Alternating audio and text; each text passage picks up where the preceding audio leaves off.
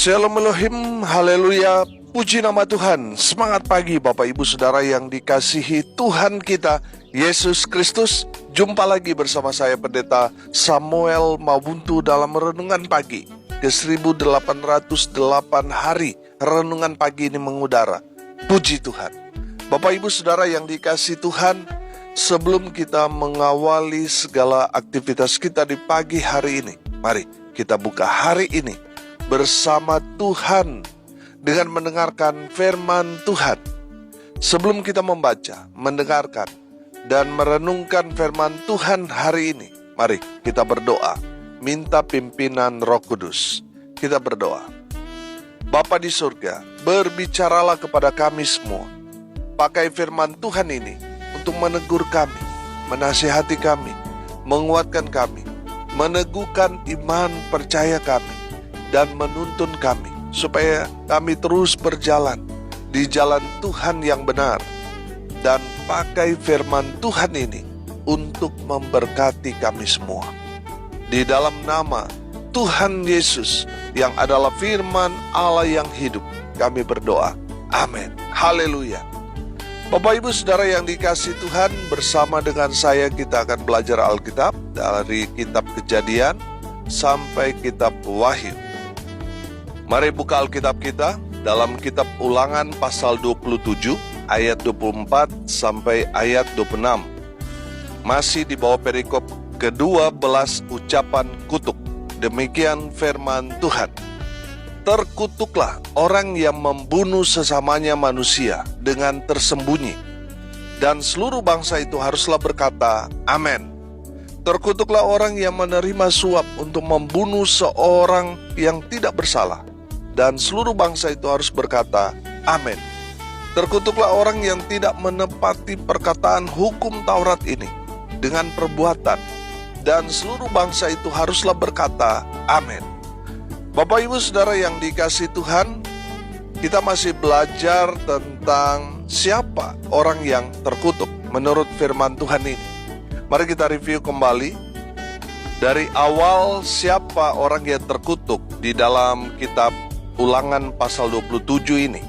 Yang pertama saudara, di ayat yang ke-15, orang yang terkutuk adalah orang yang membuat patung pahatan atau patung tuangan, lalu mereka menyembahnya. Orang yang menyembah Allah lain atau berhala ini adalah orang yang terkutuk. Yang kedua, orang yang terkutuk adalah orang yang tidak menghormati orang tuanya. Di ayat 16. Yang ketiga di ayat 17, terkutuklah orang yang menggeser batas tanah. Mereka yang serakah, yang mau merampas hak orang, mereka akan dikutuk Tuhan. Dan yang keempat di ayat 18, terkutuklah orang yang menyesatkan orang lain. Di sini dikatakan orang yang terkutuk adalah orang yang membawa seorang buta ke jalan yang sesat. Yang kelima, orang yang terkutuk, ayat 19, terkutuklah orang yang memperkosa hak orang asing, anak yatim dan janda. Artinya orang yang merebut, merampas hak orang yang tidak berdaya. Mereka orang terkutuk. Yang keenam, orang yang terkutuk adalah orang yang tidur dengan istri ayahnya. Itu orang yang terkutuk. Yang ketujuh, orang yang terkutuk di ayat 21, orang yang tidur dengan binatang. Kemarin kita belajar supilia. Itu orang terkutuk. Yang berikut saudara, yang ke-8, terkutuklah orang yang tidur dengan saudaranya perempuan, anak ayah atau anak ibunya, incest. Ya. Orang yang melakukan dosa incest ini melakukan hubungan dengan orang sedara, masih saudara kerabat dekat, itu orang yang terkutuk. Yang ke-9 di ayat 23, terkutuklah orang yang tidur dengan mertuanya perempuan. Nah, saya katakan ini kemarin orang yang hiperseks ya. Sudah dapat anaknya, mertuanya juga mau diembat. Nah ini kan orang hiper. Yang ke-10, sekarang ini kita akan bahas sampai yang ke-12. Saudara yang dikasihi Tuhan, yang ke-10, orang yang terkutuk adalah seorang pembunuh. Perhatikan ayat 24. Terkutuklah orang yang membunuh sesamanya manusia dengan tersembunyi. Saudara yang dikasihi Tuhan, artinya apa saudara? Dia melakukan dosa menghilangkan nyawa orang dengan maksud-maksud tertentu. Saudara, kalau di dalam sejarah orang Israel, kalau ada orang yang membunuh dengan tidak sengaja, dia bisa pergi ke kota-kota perlindungan untuk berlindung di sana.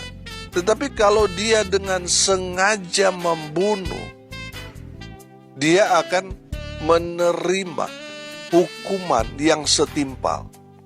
Saudara yang dikasihi Tuhan, kita tahu bahwa di dalam konteks perjanjian lama memang masih gigi ganti gigi, saudara. Ya kan? Masih begitu keras. Tujuannya apa? Supaya kita tidak melakukan dosa, kesalahan, kejahatan kepada sesama kita. Itu tujuannya. Saudara yang dikasihi Tuhan, seorang yang membunuh, sampai kapanpun dia itu akan dikejar-kejar dengan apa yang dia perbuat. Saudara yang dikasihi Tuhan, saya banyak sekali kenal dengan orang-orang yang melakukan dosa ini di masa lalu, saudara. Kehidupan mereka nggak tenang. Mereka di penjara, mereka nggak tenang. Mereka keluar dari penjara, mereka juga gak tenang, saudara. Saudara yang dikasihi Tuhan, hukum tabur tuai itu tetap berlaku. Saya banyak juga mendengar kabar teman-teman saya yang dulu bunuh orang, akhirnya apa saudara? Mati dibunuh. Saudara yang dikasihi Tuhan, sangat-sangat tragis. Saudara perhatikan sekali lagi ayat 24 ini. Terkutuklah orang yang membunuh sesamanya manusia dengan apa? Tersembunyi. Saudara yang dikasihi Tuhan, saya mengartikan orang yang membunuh, yang pertama, orang yang dengan nyata-nyata menghilangkan nyawa orang. Dan yang kedua, saudara perhatikan dalam 1 Yohanes 3 ayat 15 berkata begini. Setiap orang yang membenci saudaranya adalah seorang apa? Adalah seorang pembunuh manusia. Dan kamu tahu bahwa tidak ada seorang pembunuh yang tetap memiliki hidup yang kekal di dalam dirinya. Amin. Bapak Ibu Saudara yang dikasihi Tuhan, di dalam kebenaran firman Tuhan ini jelas. Seorang pembunuh yang kedua adalah orang yang diam-diam di dalam hatinya membenci seseorang. Makanya firman Tuhan ini katakan, terkutuklah orang yang membunuh sesamanya manusia dengan apa? Dengan tersembunyi. Yang tadi dia menghilangkan nyawa dengan cara mungkin dia tikam dari belakang supaya orang itu tidak tahu dia yang membunuh. Dan yang kedua ini, orang yang diam-diam menyimpan dendam kebencian kepada seseorang. Orang itu sama dosanya dengan seorang pembunuh manusia. Saudara yang dikasihi Tuhan, pertanyaan saya sederhana. Ada berapa orang yang saudara bunuh dengan cara diam-diam saudara benci orang itu? Kalau banyak, saudara, kita akan kena kutuk, saudara. Saudara yang dikasihi Tuhan, Tuhan memerintahkan kita untuk melepaskan pengampunan. Ketika kita mengampuni, maka dosa saudara akan diampuni Tuhan. Amin. Saudara yang dikasihi Tuhan, lepaskan pengampunan. Selama saudara membenci seseorang, saudara tidak akan hidup bahagia. Saudara tidak akan diberkati. Hidupmu tidak akan berkenan di hadapan Tuhan. Saudara yang dikasihi Tuhan, yang Tuhan lihat adalah hati kita. Kita sudah beres gak hati kita? Itu yang Tuhan lihat. Saudara, bukan kemunafikan yang Tuhan lihat, dia pura-pura bahagia padahal masih menyimpan kesalahan, dendam, sakit hati kepada orang lain, saudara. Tapi saudara mau tampilkan saudara baik-baik saja, padahal di dalam hati saudara ada kebencian yang begitu banyak. Saudara yang dikasihi Tuhan, lepaskan pengampunan. Amin. Jangan menyimpan kebencian, karena orang yang membenci sesamanya sama dengan orang pembunuh. Dan orang yang membunuh secara fisik, membunuh secara diam-diam dengan menyimpan kebencian dendam, sama-sama terkutuk. Yang kedua, seorang yang terkutuk adalah, perhatikan ayat 25. Terkutuklah orang yang menerima suap untuk membunuh seseorang yang tidak bersalah. Saudara perhatikan, orang yang terkutuk adalah orang yang apa? Menerima suap, supaya rencana dia lancar. Dia berikan pelicin, saudara, atau istilahnya uang di bawah meja. Dia menerima, itu orang terkutuk. Orang yang menerima, orang yang memberi, sama-sama dikutuk. Saudara, lihat, kalau bicara suap menyuap, bukankah ini sudah menjadi budaya di dalam kehidupan bermasyarakat? Saudara perhatikan, orang koruptor itu bukan hanya ada di kaum elit. Rupanya budaya suap menyuap ini menjadi benih, sehingga lahirlah para koruptor di negara kita.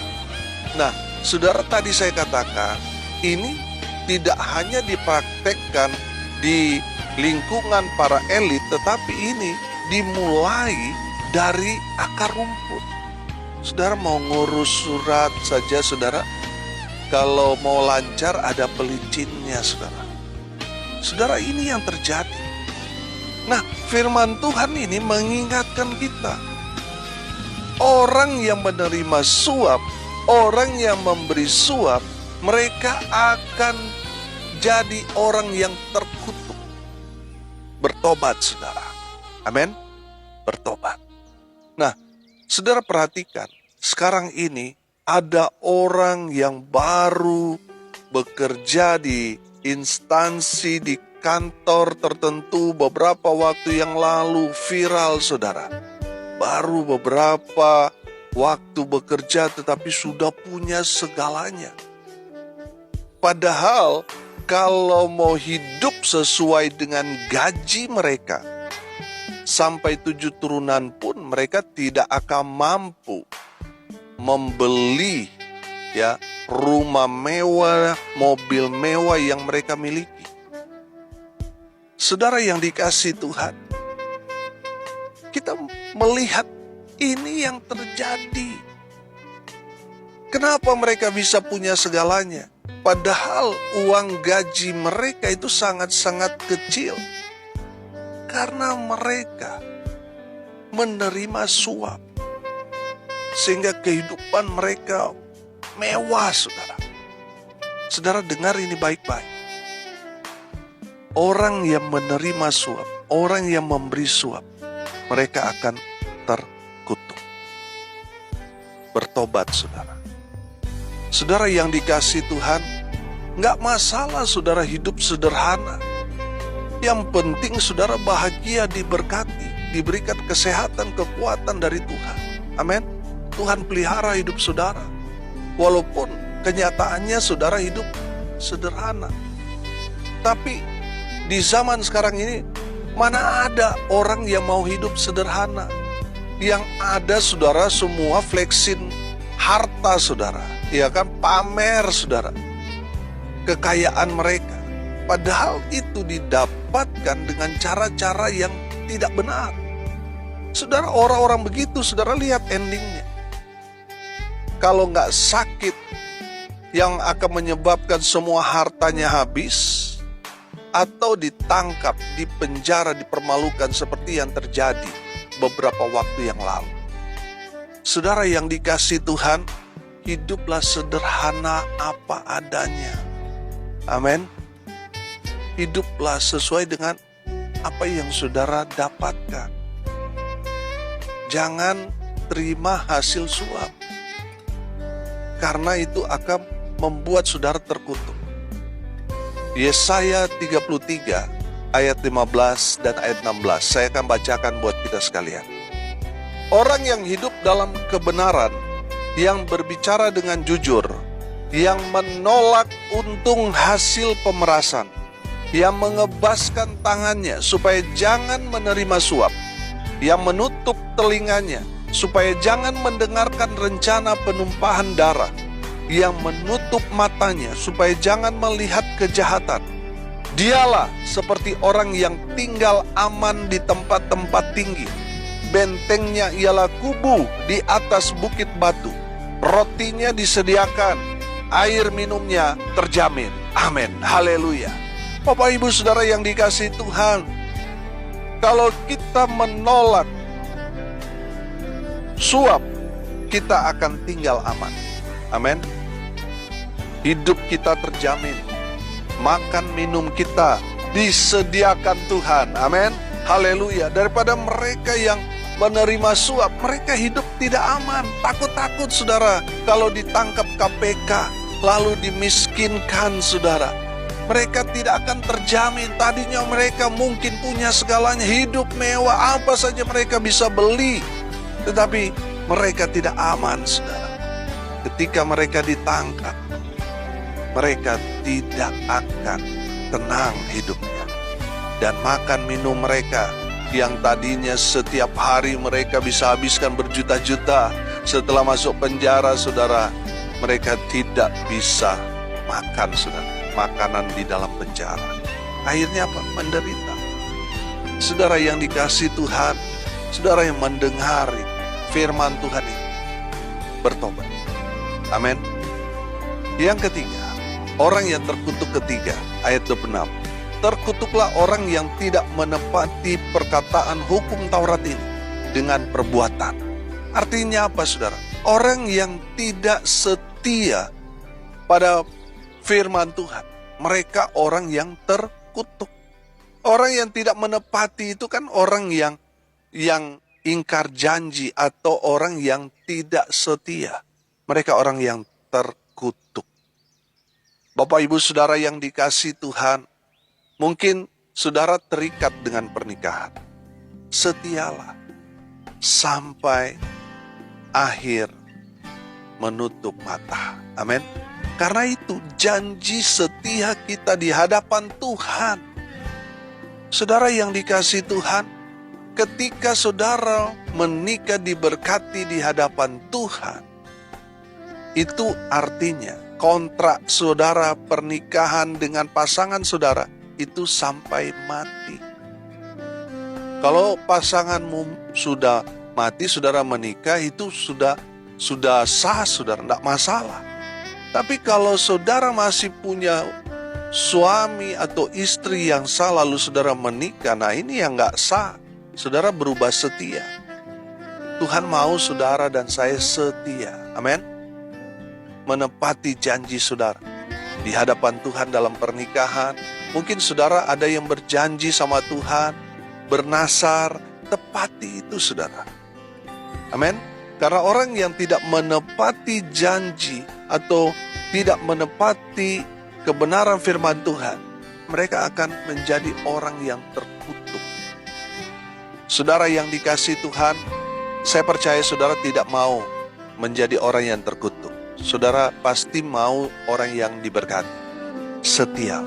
Setia pada firman Tuhan, pada janji saudara di hadapan Tuhan, setia dalam pernikahan saudara, setia dalam janji saudara kepada Tuhan. Mungkin sudah berjanji, Tuhan, saya mau melayani Tuhan sampai saya mati.